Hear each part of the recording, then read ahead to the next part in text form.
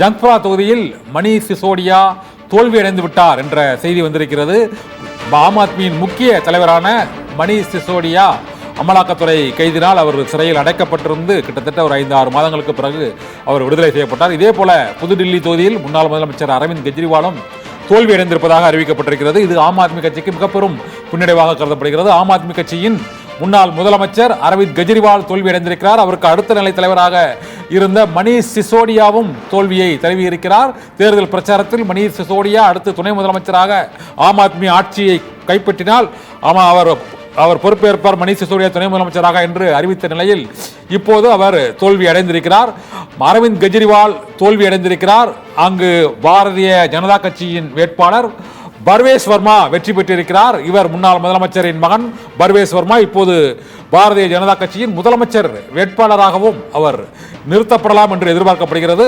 அரவிந்த் கெஜ்ரிவாலின் தோல்வி ஆம் ஆத்மி கட்சியினரை அதிர்ச்சி அடைய செய்திருக்கும். ஏனென்றால் 2 முறை ஆட்சி பொறுப்பில் இருந்து 5 மாதங்கள் சிறைவாசம் அனுபவித்து அவர் மக்கள் நேர்மையாளர் என்று தங்களுக்கு அவர் வாக்களித்தால் மட்டுமே மீண்டும் முதலமைச்சராக பொறுப்பேற்பேன் என்று கூறியிருந்த சூழ்நிலையில் இப்போது அவர் புதுடில்லி தொகுதியில் அரவிந்த் கெஜ்ரிவால் பர்வேஸ் வர்மாவிடம் தோல்வியை தழுவியிருக்கிறார். பாரதிய ஜனதா கட்சியின் வேட்பாளரிடம் தோல்வியை தழுவியிருக்கிறார். இதே போல ஜங்புரா தொகுதியில் 2ஆம் கட்ட முக்கிய தலைவராக கருதப்படக்கூடிய ஆம் ஆத்மி கட்சியின் மணீஷ் சிசோடியா பாரதிய ஜனதா கட்சியின் வேட்பாளரிடம் தோல்வியை தழுவியிருக்கிறார். மணீஷ் சிசோடியாவும் இங்கு ஜங்புரா தொகுதியில் பாரதிய ஜனதா கட்சியின் வேட்பாளரிடம் தோல்வியை தழுவியிருக்கிறார்.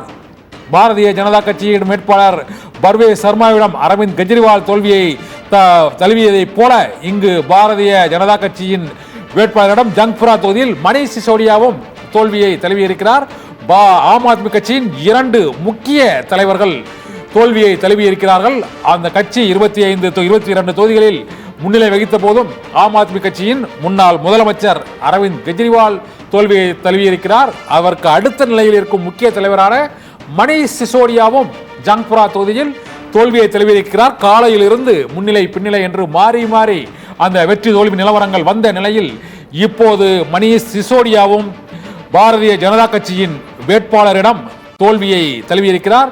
ஜங்புரா தொகுதியில் பாரதிய ஜனதா கட்சியின் வேட்பாளரிடம் மணீஷ் சிசோடியாவும் தோல்வியை தழுவியிருக்கிறார். பர்வேஸ் வர்மாவிடம் அரவிந்த் கெஜ்ரிவாலும் தோல்வியை தழுவியிருக்கிறார். ஆம் ஆத்மி கட்சியின் 2 முக்கிய தலைவர்கள் தோல்வியை தழுவி இருப்பது அந்த கட்சியினரிடையே மிகுந்த அதிர்ச்சியை ஏற்படுத்தி இருக்கிறது.